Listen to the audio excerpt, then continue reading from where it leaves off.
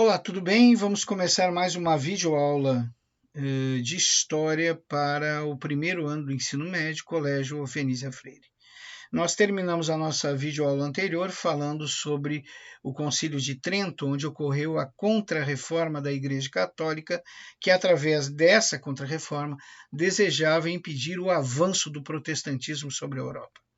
Outro elemento que surgiu nesse processo de Contra-Reforma foi a famosa Companhia de Jesus, fundada por Inácio de Loyola em 31 de julho de 1534. O verdadeiro interesse da criação, o verdadeiro interesse na criação da Companhia de Jesus era fortalecer a posição da Igreja Católica em países católicos e também difundir o catolicismo na Ásia e na América. Nós, como bons brasileiros, sabemos que os jesuítas trabalharam intensamente em nosso país, tanto é que o Brasil é o maior país católico do mundo. Isso se deve à atuação contínua da catequese dos jesuítas no nosso período colonial e depois dele. Aí nós temos uma gravura com a imagem de Santo Inácio de Loyola, fundador da Companhia de Jesus. Vamos falar um pouquinho sobre a Santa Inquisição, que também surge nesse período de Contra-Reforma. Essa Santa Inquisição, que era dirigida pela Igreja Católica Romana e teve a sua criação no século XIII. A Santa Inquisição é uma espécie de tribunal religioso que condenava todos aqueles que praticavam heresia. O que é heresia? Heresia é ser contrário aos dogmas da Igreja Católica ou perverter esses dogmas através de uma outra interpretação que não seja a interpretação da Igreja Católica. Então, esses denunciados eles eram perseguidos, julgados e condenados. A maior parte das vezes, esses tribunais de inquisição condenavam as pessoas à morte, e uma das práticas mais comuns era ser queimado vivo em fogueiras em praça pública. As prisões mais leves, as penas mais leves, eram prisões temporárias ou perpétuas. Para vocês verem como a barra era pesada da Santa Inquisição.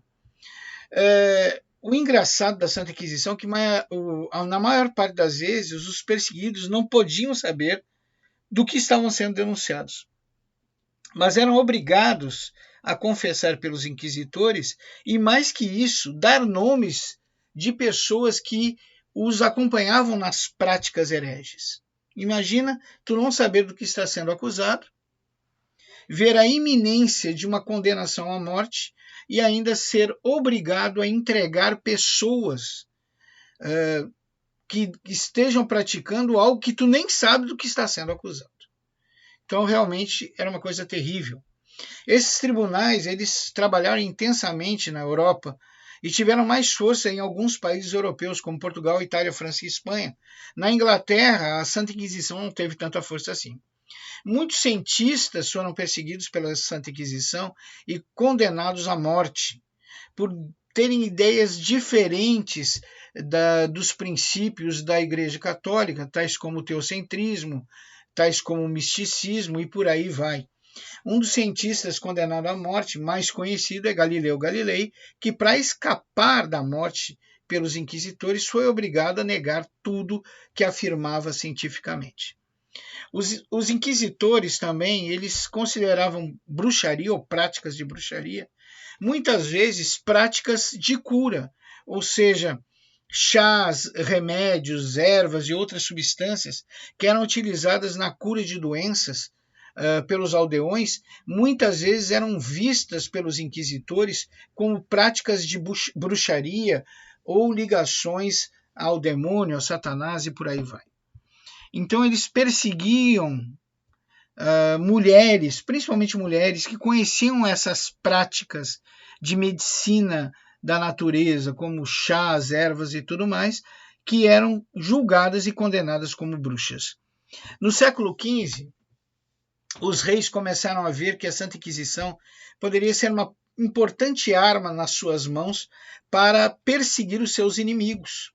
Então nós vamos ver que um exemplo disso é o próprio rei da Espanha, que passa a perseguir nobres e judeus. Os nobres ele persegue aqueles que ele considera que podem se tornar uma ameaça à sua permanência no trono.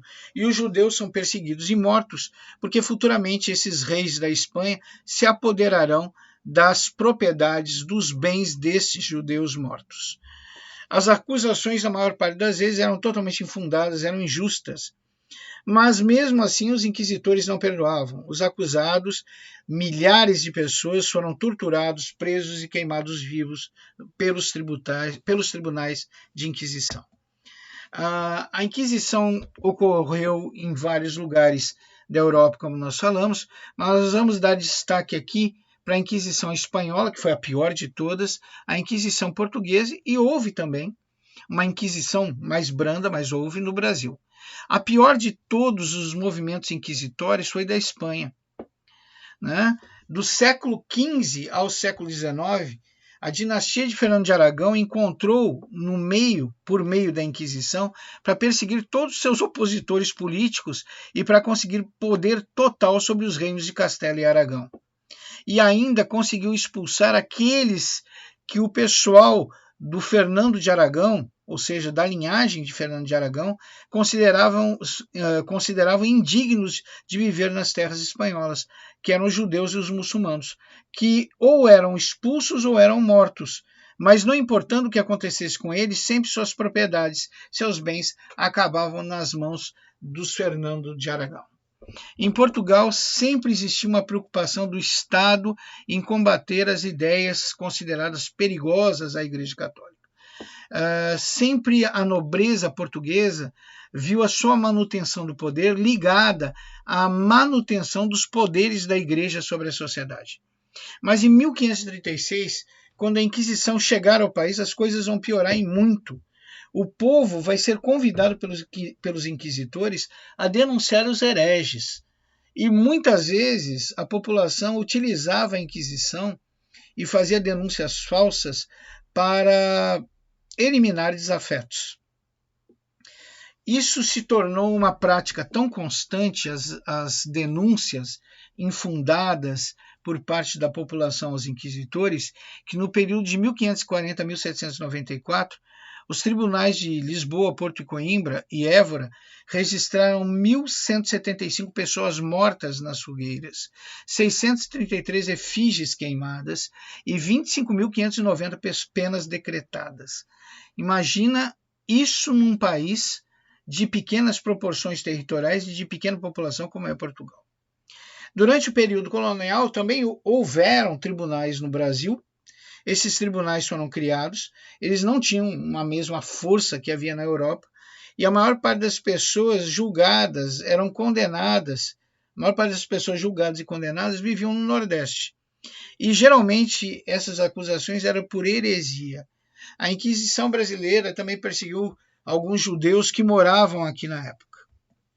Aí nós temos os inquisitores queimando em praça pública os seus acusados, e também temos os inquisitores fazendo a prática da decapitação em praça pública.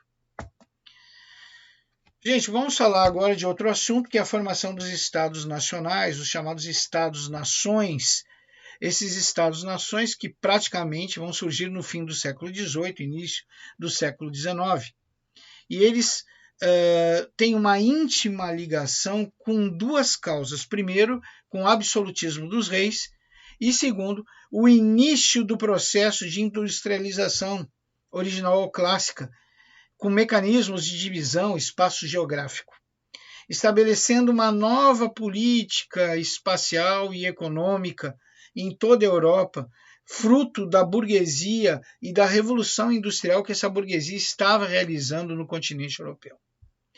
Nesse contexto, em que a burguesia buscava proteger os seus mercados consumidores, se tornou interessante a burguesia delimitar espaços territoriais que fosse possível fazer a proteção dos seus mercados consumidores através de barreiras tributárias e alfandegárias.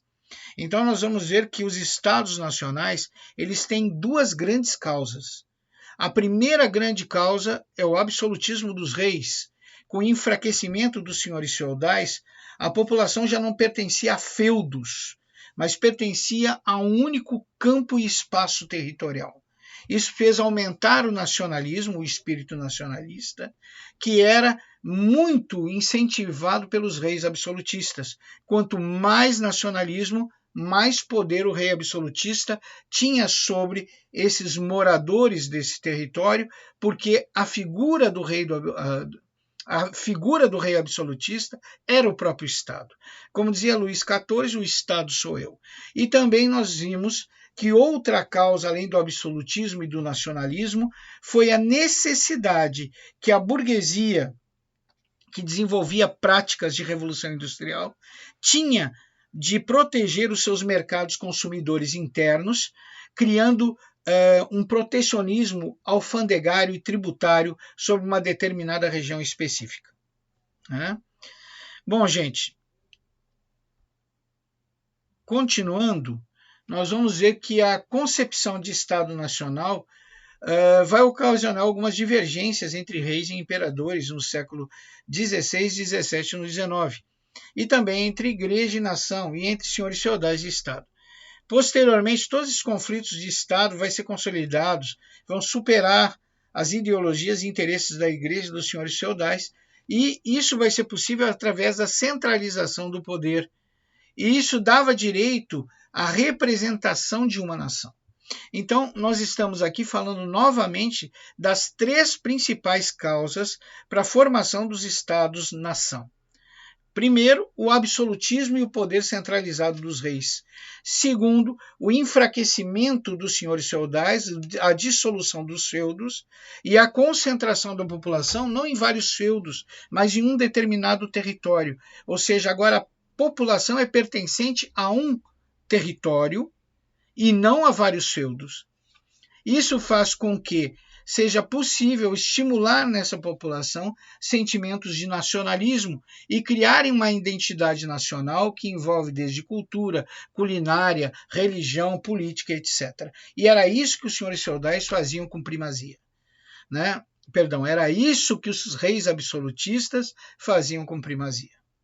Nós não podemos esquecer que a formação dos Estados-nação, dos Estados nacionais, também foi muito estimulada pela classe da burguesia, porque os burgueses, que agora entravam num processo de pré-revolução industrial e de revolução industrial no século XVIII, início do século XIX, eles tinham que ter um território onde eles garantissem a sua autonomia, a sua hegemonia de mercado consumidor próprio. E para isso, para criar o protecionismo alfandegário e tributário numa determinada região, havia a necessidade da delimitação dos limites territoriais desse território. E para que houvesse isso, era fundamental que surgisse um Estado-nação. Bom, mesmo com a vitória política do Estado-nação, ainda existem países que não detêm essa hegemonia de nacionalidade. O que é uma hegemonia de nacionalidade? É uma hegemonia de língua, uma hegemonia de religião, política. Nós podemos citar, por exemplo, países que não detêm hegemonia de nacionalidade de língua, como o Canadá, a Suíça, a Rússia, entre outros. Aqui nós temos a formação dos Estados nacionais nesse mapa mental, que é muito útil para nós compreendermos por que e como foram formados esses Estados nacionais. Gente, qualquer prova dentro da escola, fora da escola, no Enem, ela se preocupa sempre com o que ocasionou a formação dos Estados nacionais. E por isso eu saliento a vocês mais uma vez as 3 principais causas para a formação dos Estados nacionais. A primeira causa, o absolutismo dos reis. A segunda causa, o nacionalismo, uma vez que os feudos são dissolvidos, o poder dos senhores feudais finda, todos passam a viver num determinado território, a depender desse determinado território e, consequentemente, protegê-lo. Isso faz com que se crie uma identidade nacional naquele povo que habita aquele território, uma identidade nacional ligada a princípios como gastronomia, política, religião, etc. E não podemos esquecer que esse sentimento de nacionalismo e pertencimento a um território foi muito estimulado pelos reis absolutistas, porque isso fortalecia o seu poder em relação à população. Novamente, repetindo a frase de Luís XIV, o Estado sou eu. Então, se vocês adoram o Estado, me adorem também.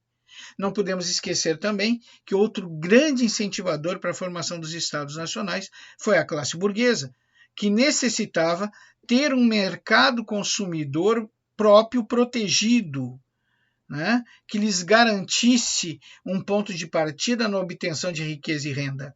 Então, para que tu tenha um mercado consumidor interno e protegido por taxas alfandegárias e tributárias, tu tem que ter um território com limites demarcados, tu tem que ter um território reconhecido em suas limitações territoriais. Isso é um Estado-nação. Então, reis absolutistas, população nacionalista e a classe burguesa foram fatores fundamentais para a formação do Estado-nação. O mercantilismo, gente. O mercantilismo é um conjunto de práticas e teorias econômicas que são desenvolvidos ao longo da Idade Moderna. Conforme crescia o poder absolutista dos reis, se fez fundamental que esses reis também tivessem uma maior ingerência, uma maior interferência sobre a economia. E nós vamos ver que também, paralelo ao crescimento absolutista dos reis, nós temos o desenvolvimento da burguesia comercial. A burguesia comercial que banca esses reis estimula no pensamento real novas práticas e teorias econômicas. E uma dessas práticas e teorias econômicas se baseia no princípio que a riqueza das nações está intimamente ligada ao acúmulo de metais preciosos. Olha que interessante. Se na Idade Feudal o bem mais precioso era a terra, e quem tinha a terra eram os senhores feudais, para que o absolutismo dos reis fosse mais poderoso do que já era necessário que mudasse o eixo de valorização. Ou seja, o eixo sai da terra e passa para os metais preciosos. E quem é que tinha esses metais preciosos? Quem é que acumulava esses metais preciosos? A burguesia. Então, a burguesia que estava próxima dos reis absolutistas, pois os bancava financeiramente, estimula nesses reis absolutistas essas novas práticas e teorias econômicas, dizendo que o bem mais precioso não é a terra, que o bem mais precioso é os metais amoedáveis, os metais preciosos, tais como ouro, prata, cobre, etc. O acúmulo desses metais é o que determina a riqueza de uma nação, não as terras que ela possui. Então, os reis absolutistas embarcam nessa teoria apresentada pela burguesia e aderem a essa prática econômica, onde o bem mais precioso é o acúmulo de capital, de metais preciosos, de metais amoedáveis. Outro princípio que a burguesia leva aos reis absolutistas é o monetarismo. O que significa isso?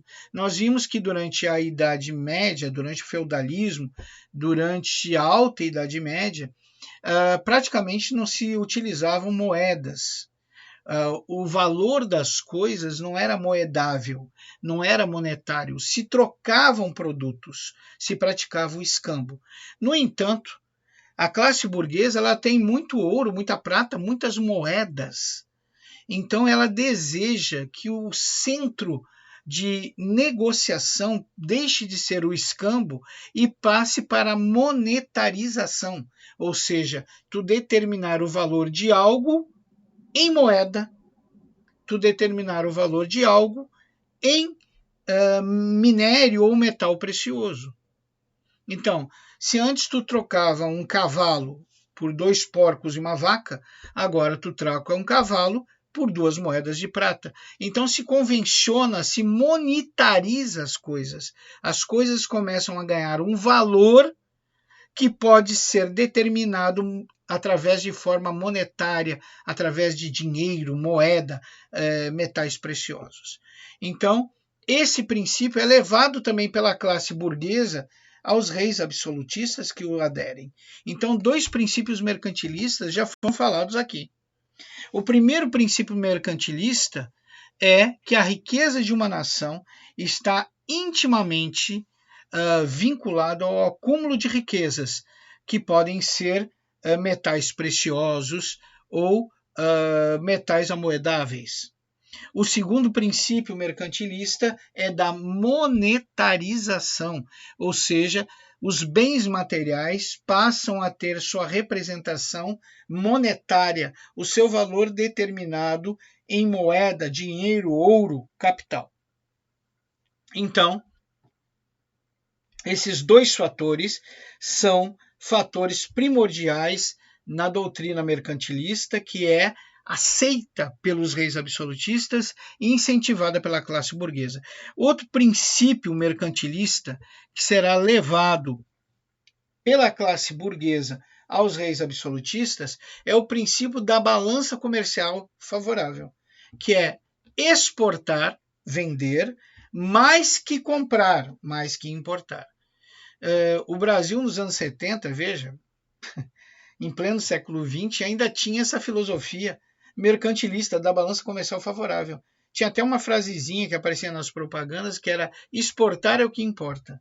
Pois é mais ou menos isso. No mercantilismo, a classe burguesa colocou na cabeça dos reis absolutistas que a riqueza de uma nação está intimamente ligada a uma balança comercial favorável, que é exportar mais que importar. Por que eles fizeram isso? Porque a burguesia comercial vivia do comércio.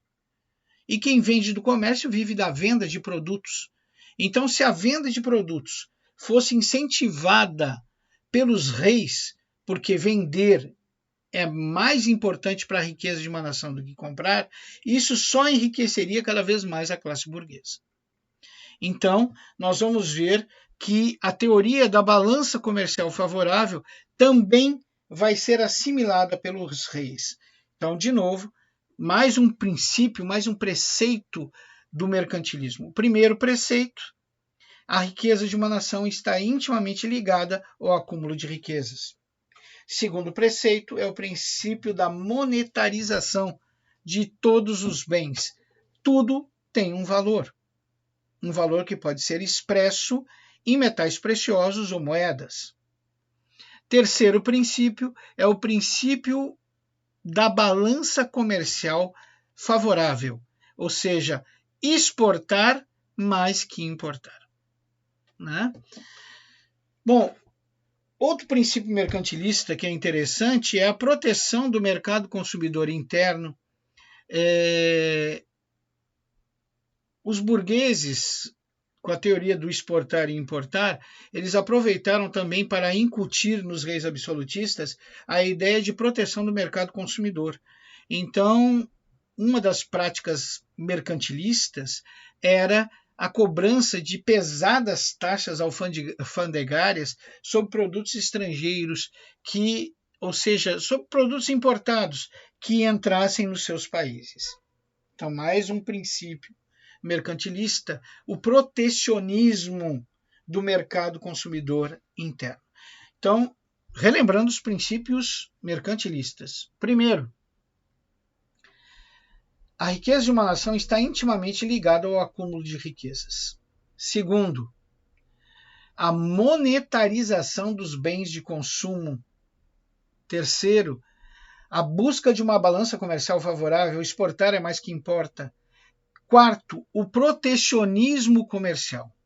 Se cobrar taxas alfandegárias pesadíssimas sobre produtos importados que entrassem naquela nação.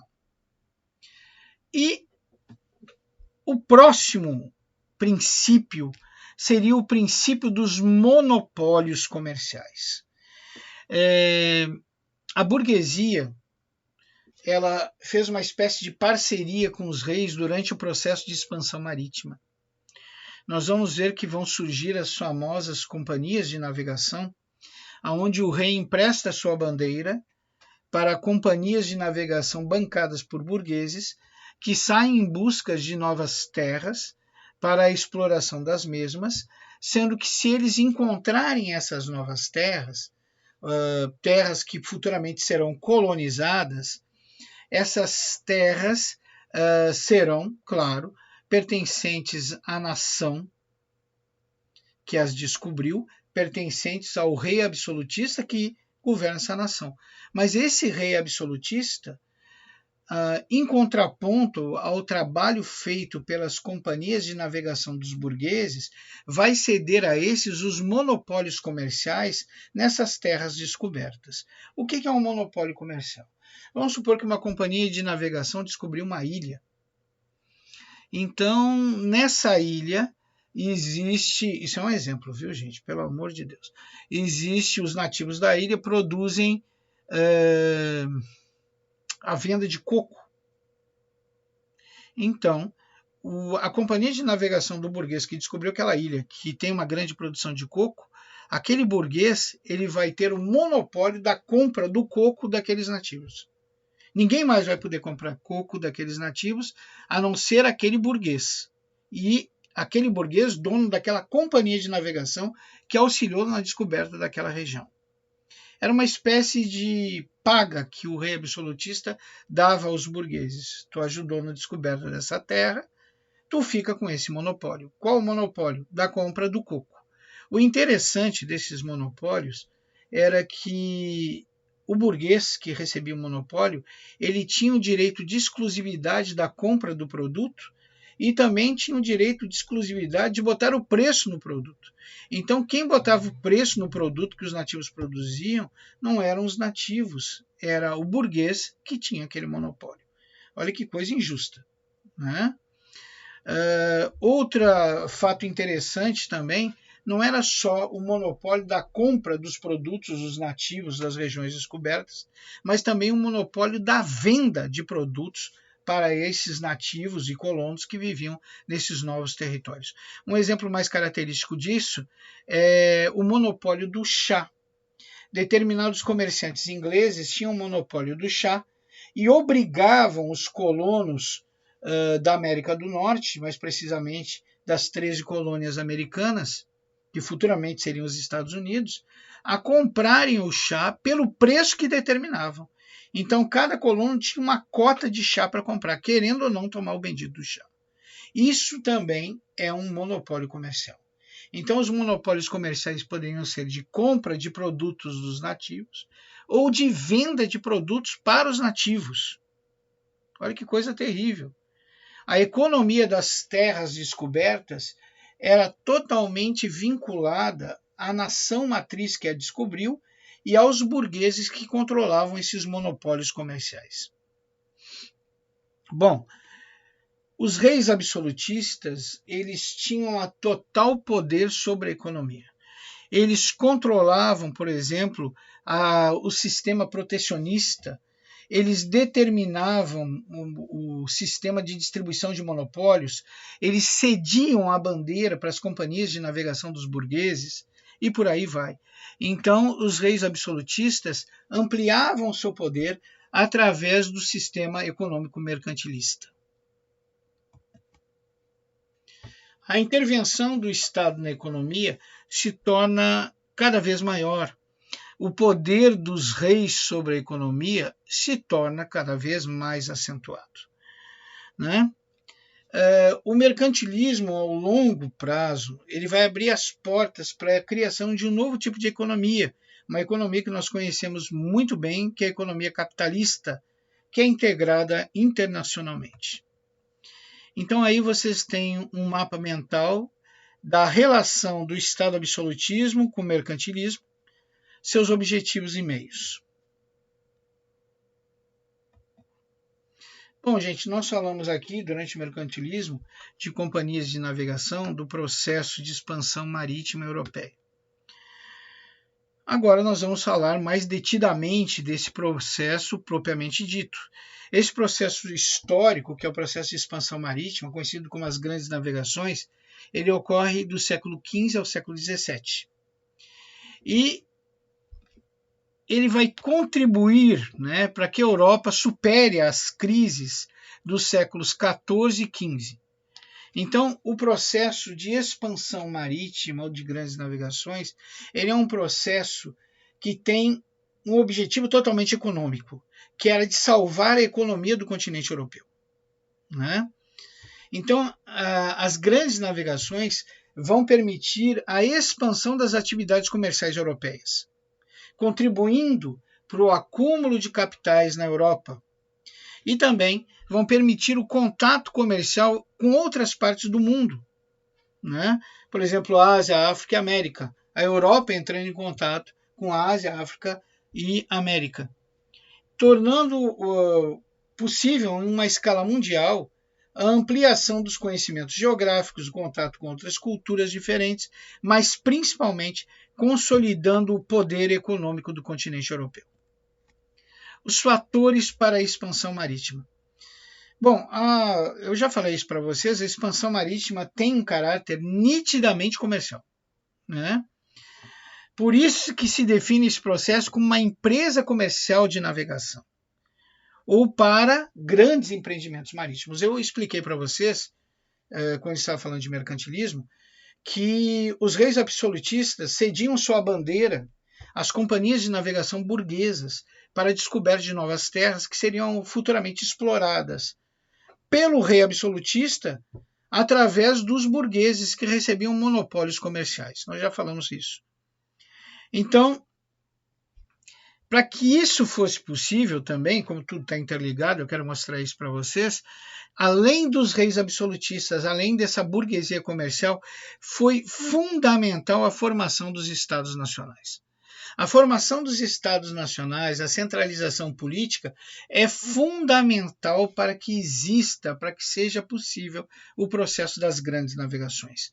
Então, entre os fatores que permitiram esse processo de expansão marítima, não podemos deixar de citar o absolutismo, a centralização do poder, a formação dos Estados nacionais e o auxílio econômico, a parceria econômica entre a classe burguesa e os reis absolutistas.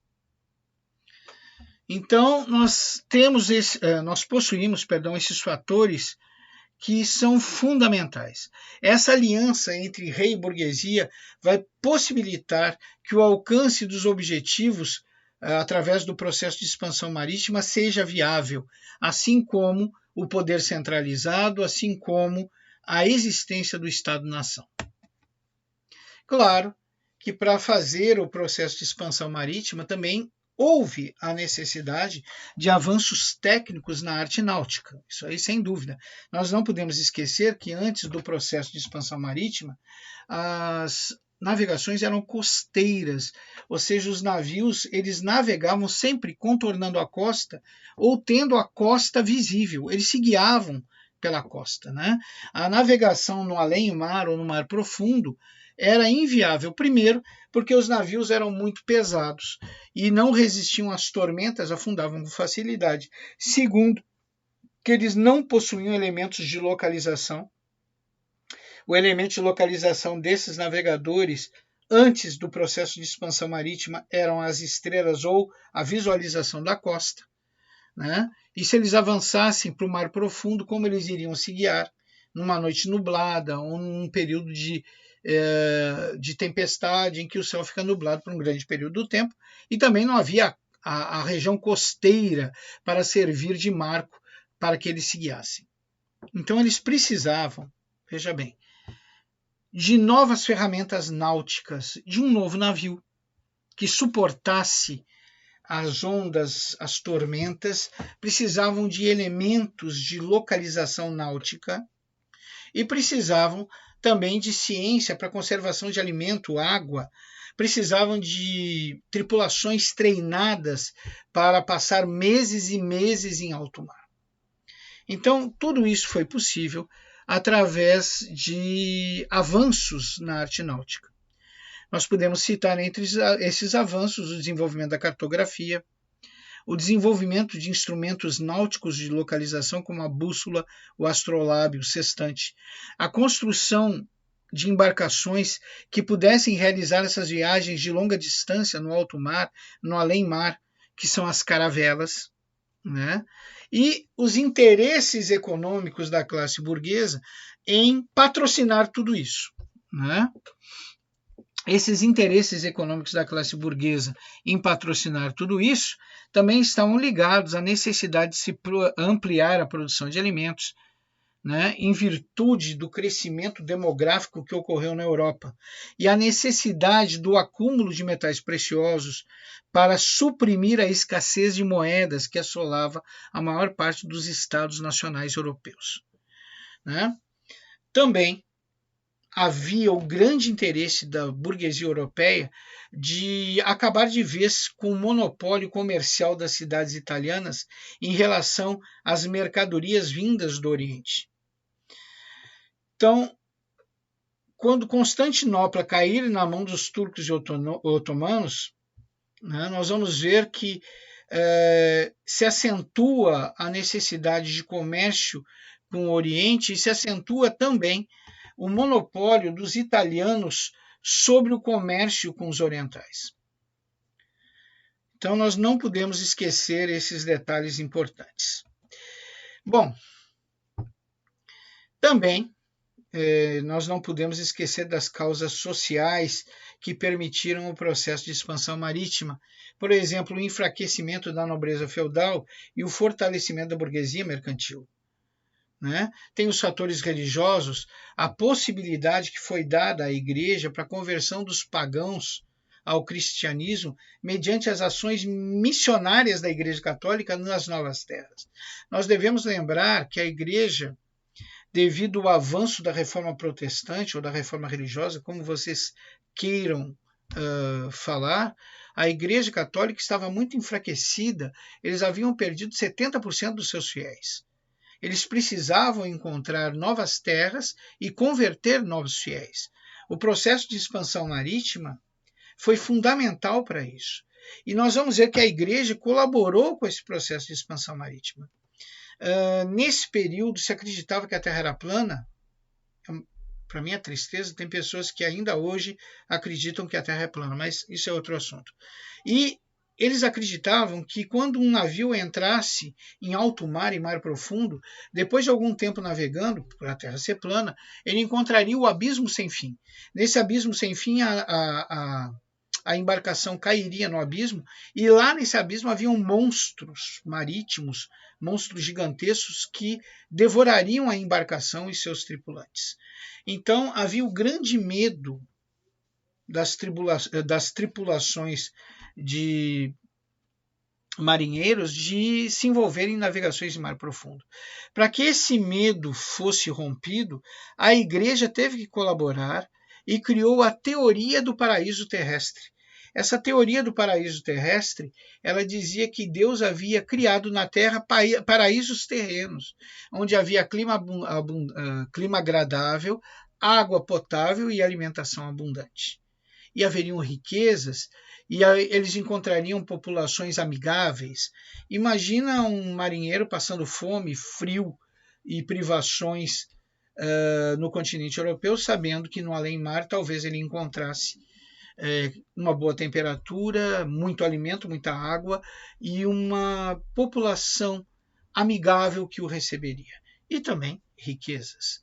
Então nós vamos ver que a religião foi outro fator que contribuiu para o processo de expansão marítima, mais precisamente o interesse da Igreja Católica no aumento dos seus fiéis. A Igreja Católica havia perdido muitos fiéis no processo da Revolução Protestante e tinha que compensar essas perdas catequizando e convertendo novos fiéis através de ação missionária nas terras do além-mar recém-descobertas. Vamos falar um pouquinho mais detidamente no processo de expansão marítima de Portugal. Portugal foi a primeira nação a realizar a expansão marítima. Existem vários fatores para isso. Primeiro, Portugal tem uma posição geográfica bem favorável para o lançamento dessas naus em direção ao mar profundo. E Portugal tinha uma situação de paz interna e a presença de uma forte burguesia mercantil. Então, o pioneirismo português é explicado por isso e também pela centralização política, né? O absolutismo era uma prática comum aos reis portugueses.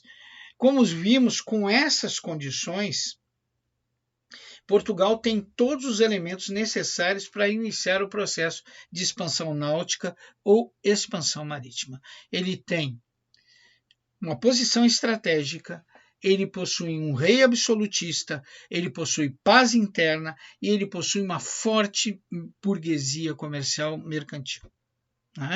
Então, esses fatores auxiliaram para o processo de expansão marítima portuguesa. Nós não podemos esquecer também que a formação do Estado Nacional Português está intimamente relacionada à Guerra da Reconquista, que foi a luta entre cristãos e muçulmanos na Península Ibérica. A primeira dinastia portuguesa foi a dinastia de Borgonha, a partir de 1143, que se caracterizou pelo processo de expansão territorial interna. Entre os anos de 1383 a 1385, o Reino de Portugal conhece um movimento político denominado Revolução de Aves. Esse movimento que realiza a centralização do poder político, aliança entre a burguesia mercantil lusitana com o mestre da Ordem de Avis. Isso vai fazer que com Dom João e a dinastia de Avis se torne um polo necessário para o processo de expansão marítima, pois vai caracterizar pela expansão externa de Portugal. Essa centralização do poder, essa paz interna que havia em Portugal e essa íntima relação entre a burguesia mercantil com os mestres da Ordem de Avis, que é da linhagem de Dom João e de todos os demais, Dom João, primeiro, segundo, terceiro, sexto e por aí vai, vão permitir que se inicie o processo de expansão marítima. Então, posição privilegiada, um rei absolutista, paz interna, uma forte burguesia comercial e a formação de um Estado Nacional Português relacionado a processos de reconquista e relacionado a parcerias entre a burguesia comercial e a Ordem de Avis, que é a ordem de onde sairão os reis absolutistas, Dom João e seus descendentes. As etapas da expansão. A expansão marítima portuguesa interessa de sobremaneira a burguesia e a monarquia. Por quê? A monarquia ela buscava o seu fortalecimento, A nobreza é sempre interessada na conquista de terras, a Igreja Católica e a possibilidade de cristianizar outros povos e a burguesia mercantil desejosa de ampliar os seus lucros vão ser utilizadas por essa monarquia absolutista como incentivo ao processo de expansão marítima. As principais etapas da expansão marítima de Portugal são as seguintes. Em 1415, a tomada de Ceuta, importante entreposto comercial no norte da África.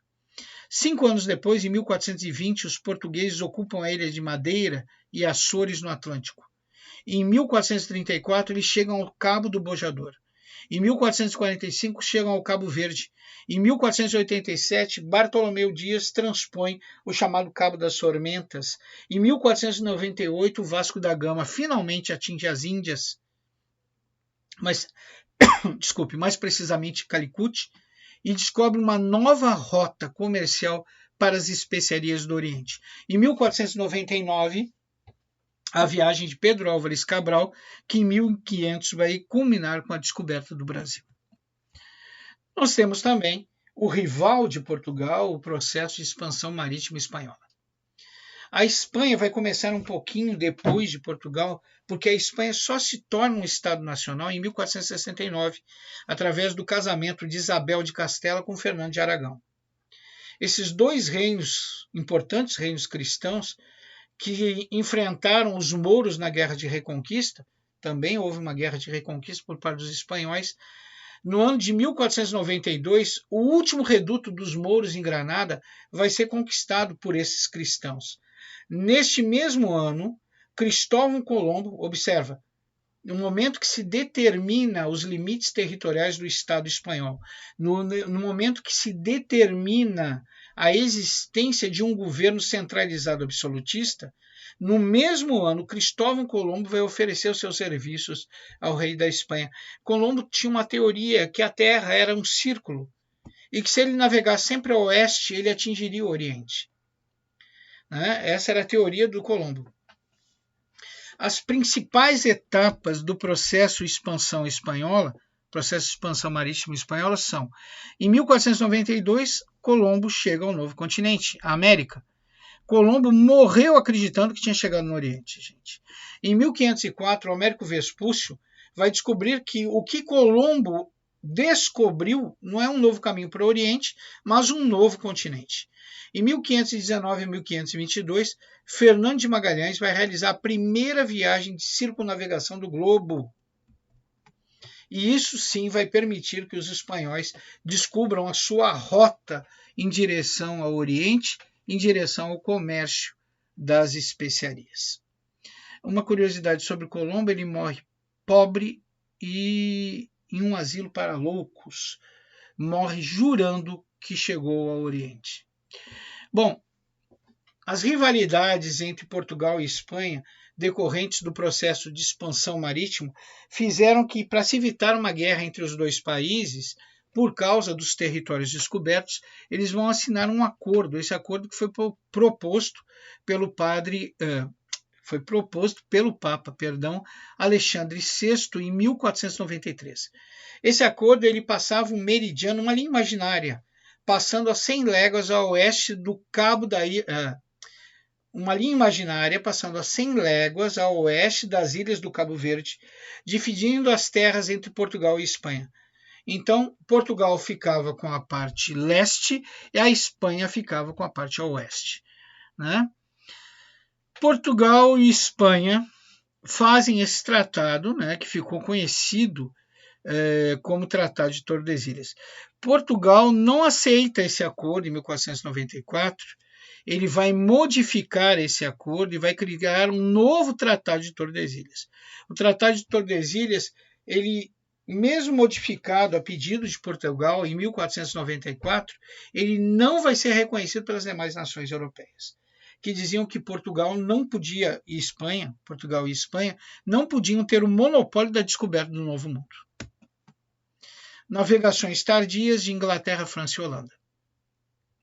O atraso no processo de expansão marítima desses países se explica pelas constantes guerras devido aos limites territoriais das nações-estado. Ou seja, Inglaterra, França e Holanda estavam tão envolvidas com terras territoriais, com guerras territoriais, que não puderam, assim como Portugal e Espanha, se dedicar ao processo de expansão marítima e por isso eles vão empreender esse processo tardiamente. Para vocês terem uma ideia, a Inglaterra e França envolveram-se na famosa Guerra dos 100 Anos, que vai de 1337 a 1453. Após esse conflito, que é bem longo, eu sei que ele não tem esse período todo que fala, mas foi muito longo, a Inglaterra vai passar por uma guerra civil ainda. Então, além da guerra dos 100 anos empreendida entre Inglaterra e França, ainda vai existir mais uma guerra para os ingleses, que é uma guerra civil, a Guerra das Duas Rosas, que vai de 1455 a 1485, para definir quem controla politicamente a Inglaterra.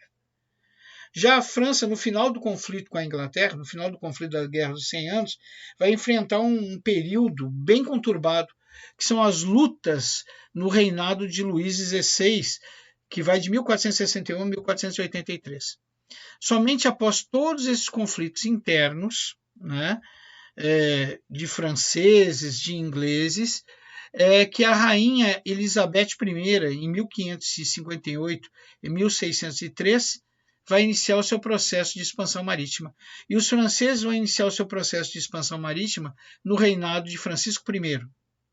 A Holanda vai ter o seu processo de expansão marítima mais tarde ainda, porque houve a demora no processo de centralização política holandês, porque por muito tempo a Holanda foi um feudo da Espanha. Somente com o enfraquecimento da Espanha é que foi possível o processo de independência dos holandeses. E somente depois desse processo de independência, somente depois de se conseguir a centralização do poder, se inicia o processo de expansão marítima holandesa.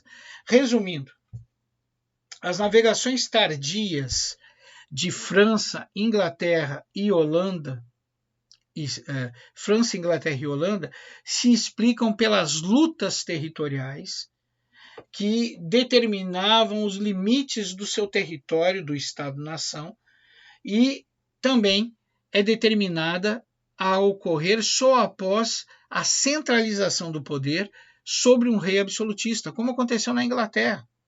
A Inglaterra, mesmo depois da Guerra dos 100 Anos, teve que enfrentar a Guerra das Duas Rosas, onde duas poderosas famílias lutaram pelo controle político absoluto da Inglaterra. Nós vamos ver também o caso da Holanda, que nós acabamos de ver, que demorou mais que eles, pois a Holanda estava sob o poder da Espanha e só conseguiu impetrar o seu processo de expansão marítima após a sua independência em relação à dominação espanhola. Bom, gente, nós não precisamos falar que as grandes navegações estão intimamente ligadas. O processo de expansão marítima, não esqueçam isso, eu saliento isso porque isso é muito importante. O processo de expansão marítima está intimamente ligado ao absolutismo, não esqueçam disso, está intimamente ligado à formação dos estados nacionais e está intimamente ligado aos interesses comerciais da classe burguesa. Bom, as consequências das grandes navegações, a gente não pode negar que elas contribuíram de uma forma bem acentuada para a transformação da visão histórica da humanidade. Houve uma ampliação do conhecimento humano sobre geografia da Terra, por exemplo, e houve uma verdadeira revolução comercial a partir da unificação dos mercados europeu, asiáticos, africanos e americanos. Então, a seguir, vamos falar algumas mudanças, as principais mudanças que ocorreram. Então, a decadência das cidades italianas e a mudança do eixo econômico que sai do mar Mediterrâneo e passa para o Oceano Atlântico. A formação do sistema colonial, outra importante consequência, o enorme fluxo de metais preciosos saindo do novo continente para o antigo continente, proveniente das Américas principalmente, que salvaram a economia do continente europeu. O retorno do escravismo também é uma das consequências do processo de expansão marítima, né? Só que era um retorno ao escravismo aos moldes capitalistas, né? O eurocentrismo e a hegemonia, o eurocentrismo que é a hegemonia da Europa em relação aos outros continentes descobertos. E o processo de acumulação primitiva de capitais, que a longo prazo vai dar a origem à formação e organização social do capitalismo. Nós temos aqui um mapa mental que explica o processo de expansão marítima. Eu peço que depois vocês pausem a videoaula e visualizem esse mapa mental com mais atenção. Gente, aqui encerramos a nossa aula. Eu espero que vocês tenham gostado. Lembro a vocês que a aula 1 e esta aula 2 serão os temas da nossa quarta prova, que acontecerá brevemente. Eu peço que vocês revejam essa aula quantas vezes for necessário, que pausem a aula e façam as anotações que julgarem necessárias, que visualizem com atenção os mapas mentais. Também me coloco à disposição dos senhores para dirimir dúvidas através de e-mails que os senhores podem me enviar através da plataforma. Agradeço a atenção de todos, espero que vocês tenham gostado da videoaula, assim como peço que Deus abençoe aos senhores e às vossas